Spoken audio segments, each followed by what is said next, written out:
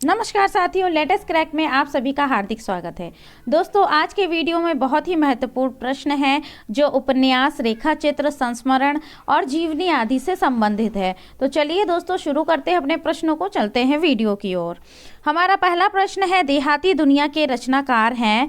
Option है पद्मलाल पुन्नालाल बख्शी, हजारी प्रसाद द्विवेदी, शिव पूजन सहाय या फिर बलभद्र दीक्षित पढ़ित। इनमें से हमारा जो सही उत्तर है वह है ऑप्शन सी, शिव पूजन सहाय। शिव पूजन सहाय भाषा के जादूगर के रूप में विख्यात हैं। चलिए अगला देखते हैं प्रश्न। अगला प्रश्न हमारा, गेहूं और गुलाब की रचना विधा है, कौन सी विधा है ये बताना है। ऑप्शन है कहानी। तो दोस्तों गेहूं और गुलाब है जो ये कहानी नहीं है, उपन्यास भी नहीं है, नाटक भी नहीं है, यानी कि ऑप्शन डी है ये सही हो जाएगा कि इनमें से कोई नहीं है। दोस्तों गेहूं और गुलाब राम वृक्ष बेनीपुरी द्वारा लिखित एक पुस्तक संस्मरणात्मक रेखा चित्र है और लाल तारा, माटी की मूर्तें, मील के पत्थर भी इसी प्रकार की रचनाएं हैं। चलिए आगे अगला प्रश्न देखते हैं। अगला प्रश्न है हमारा, आवारा मसीहा किसकी जीवनी पर आधारित उपन्यास है। बहुत ही इंपॉर्टेंट प्रश्न है, हर बार पूछा जाता है। आवारा मसीहा है ये इनमें से किसकी जीवनी पर आधारित है। ऑप्शन है बंकिम चंद्र, रविंद्रनाथ ठाकुर, प्रेमचंद या फिर शरद चंद्र। तो इसका सही उत्तर है शरद चंद्र। शरद चंद्र की जीवनी पर आधारित है और इसके जो लेखक हैं वह हैं विष्णु प्रभाकर। चलिए अगला प्रश्न देखते हैं। हमारा अगला प्रश्न है, मेरी जीवन यात्रा ये आत्मकथा है और किसकी आत्मकथा है ये बताना है। हजारी प्रसाद द्विवेदी की, महावीर प्रसाद द्विवेदी की या फिर राहुल सांस्कृत्यायन की है या इनमें से कोई नहीं। तो इसका सही उत्तर है ऑप्शन सी, राहुल सांस्कृत्यायन की। मेरी जीवन यात्रा जो है यह है राहुल सांस्कृत्यायन की आत्मकथा है। चलिए अगला प्रश्न है, आधा गांव के लेखक हैं। आधा गांव के लेखक कौन है ये बताना है। मेहरुनिसा परवेज, शानी है, राही मासूम रज़ा हैं या असगर वजाहत हैं। तो इसमें से कौन है। तो दोस्तों इसका सही उत्तर हो जाएगा राही मासूम रज़ा, यानी कि आधा गांव के जो लेखक हैं वह हैं राही मासूम रज़ा और यह एक आंचलिक उपन्यास है। ठीक है दोस्तों, और इनकी जो अन्य कृतियां हैं, जैसे कि जो इम्पोर्टेंट कृतियां मैं बताना चाहती हूँ, जो है टोपी शुक्ला, ओस की बूंद, सीन 75, हिम्मत जौनपुरी, दिल एक सादा कागज आदि इनकी महत्वपूर्ण रचनाएं हैं। चलिए अगला प्रश्न देखते हैं। अगला प्रश्न हमारा, हिंदी में शिकार साहित्य के अप्रतिम लेखक कौन हैं। जगमोहन सिंह, चंद्रधर शर्मा गुलेरी हैं, श्री राम शर्मा या इनमें से कोई नहीं। तो ऑप्शन सी सही हो जाएगा, श्री राम शर्मा हैं। दोस्तों जो चंद्रधर शर्मा गुलेरी हैं ये कहानी साहित्य के अप्रतिम लेखक हैं, मतलब ये कहानी ज़्यादा लिखते हैं। आपको मेरा एक वीडियो है, पिछला वीडियो, उसमें मैंने इनके बारे में चर्चा की हुई है। जो चंद्रधर शर्मा गुलेरी हैं वह सिर्फ अपनी 3 कहानियों से फेमस हुए थे। उनकी 3 कहानियों के बारे में मैंने उसमें बताया है पिछले वीडियो में, आप उस वीडियो को जाकर देख सकते हैं। ऑप्शन आपको मतलब वह वीडियो है जो वो आई बटन में आपको मिल जाएगा।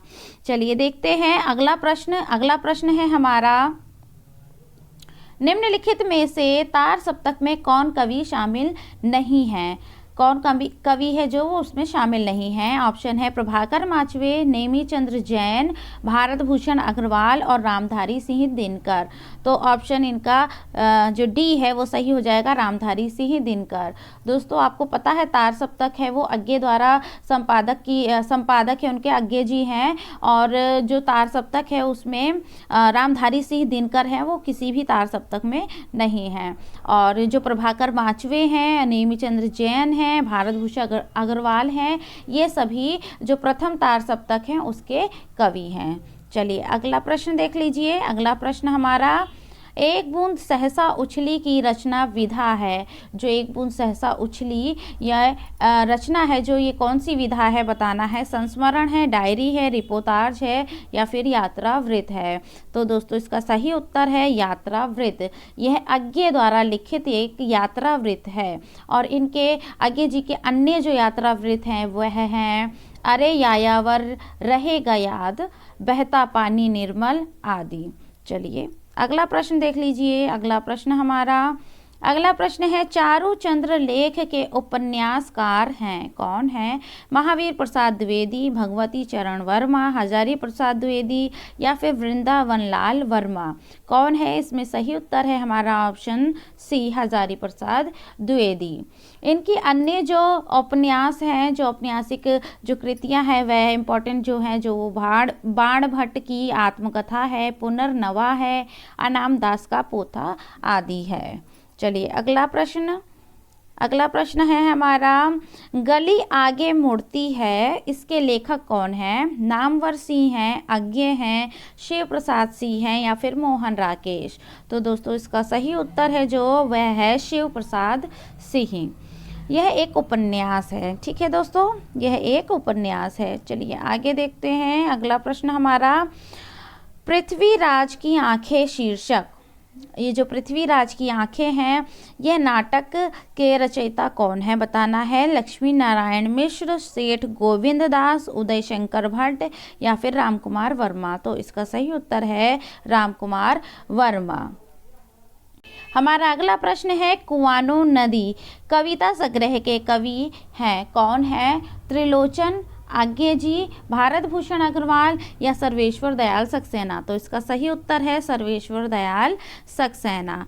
इनकी जो अन्य जो प्रमुख रचनाएं हैं सर्वेश्वर दयाल सक्सेना की, वह है काठ की घंटियां, बांस का पुल, एक सूनी नाव, गर्म हवाएं, जंगल का दर्द, खूटियों पर टंगे लोग। दोस्तों खूटियों पर टंगे लोग कई बार टीजीटी में पूछा जा चुका है। चलिए अगला प्रश्न हमारा, आत्महत्या के विरुद्ध कविता के कवि हैं, कौन है?